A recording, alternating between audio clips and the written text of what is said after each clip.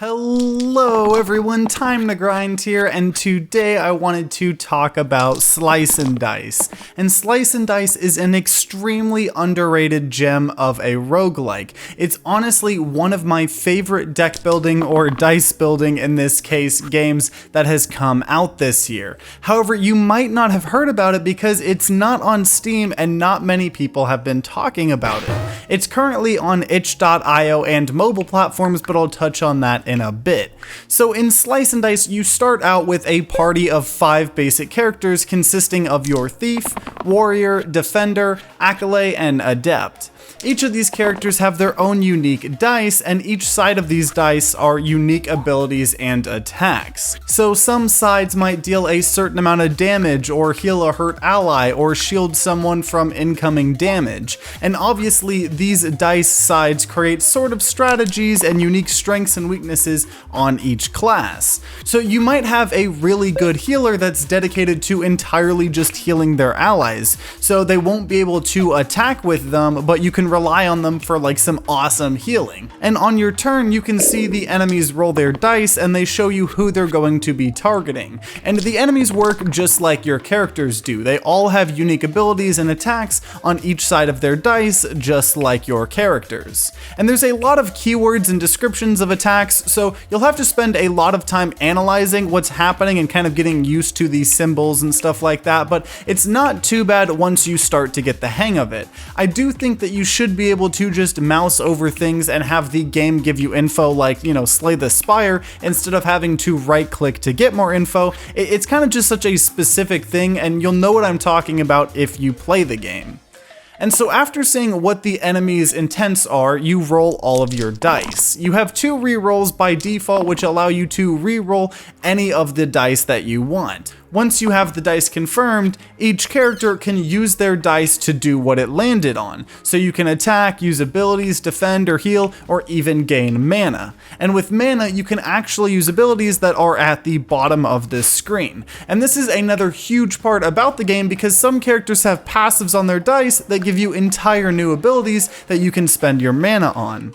These can be things like dealing damage to all enemies or healing and shielding allies that are about to die. Once you clear all the enemies in an encounter, you'll either be able to level up one of your heroes or gain an item.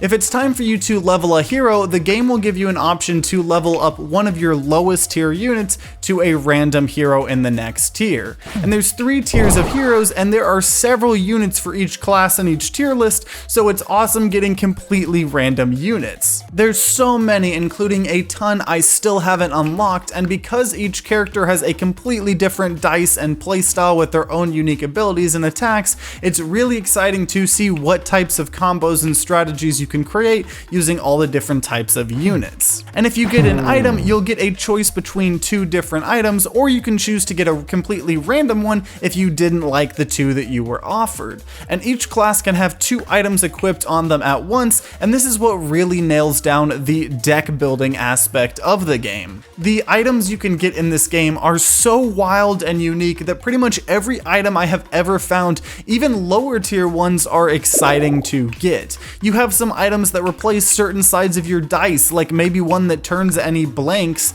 on someone's dice into heals, or one that copies their most powerful side and copies it to, the other sides of their dice. And you can get just some insane combos off that make you feel so powerful and like you're breaking the game a little bit, and that is always important in roguelikes like this. And at first, you're just trying to get to encounter 20 and defeat the boss, and if you win the game. And there's several different difficulty settings and, some unlocks and new game modes and stuff like that, and I still don't have all of that, and I am working towards it, so it's nice to see that there is a decent amount of progression and things to work towards.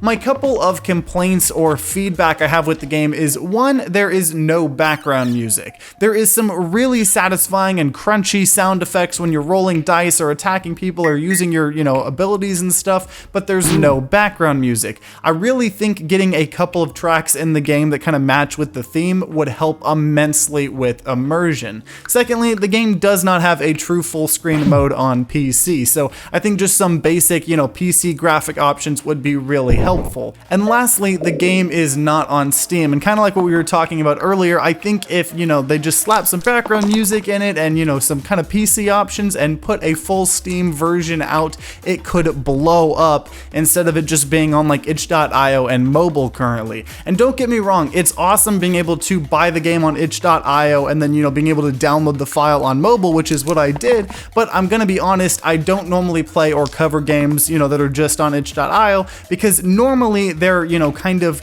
you know, smaller games and they don't have a huge audience, but I really think this game could blow up if it went on Steam. The game was just too incredible to not make a full review and series on it though, which is ultimately why I'm doing these things. So if you are into deck building and dice building roguelikes, this is a game that you absolutely need to try out. It has completely blown me away. I truly think that this is one of the most underrated gems of a roguelike that I have covered this year.